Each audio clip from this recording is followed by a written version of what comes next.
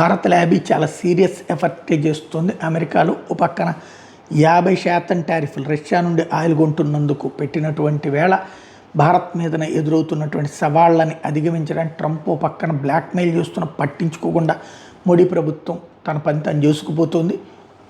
మోడీ ట్రంప్తో ఫోన్లో మాట్లాడేది కానీ మా టారిఫ్లు తగ్గించని అడగడు. అలాగే నేను భారత్ పాకిస్తాన్ యుద్ధాన్ని ఆపేశానంటే పని చూసుకోరు నాయన అంటాడు. ఇది కామన్ థింగ్. ఇప్పుడు అమెరికన్ లా మేకర్స్ అంటే మనకి ఇక్కడ పార్లమెంట్ సభ్యులు ఎట్లాగో అక్కడ వాళ్ళకి ఎవరైతే ఉన్నారో సెనెట్లో కానీ కాంగ్రెస్లో కానీ వాళ్ళల్లో ఒక బ్యాచ్ ఇప్పుడు భారతదేశానికి అనుకూలమైనటువంటి ఒక తీర్మానాన్ని వాళ్ళ కాంగ్రెస్లో ప్రైవేట్ బిల్లు కింద తీసుకొచ్చింది. భారత్ మీద విధించినటువంటి ఆంక్షలని ఎత్తివేయడానికి సంబంధించినటువంటిది జాయింట్ రెజల్యూషన్ తీసుకొచ్చారు.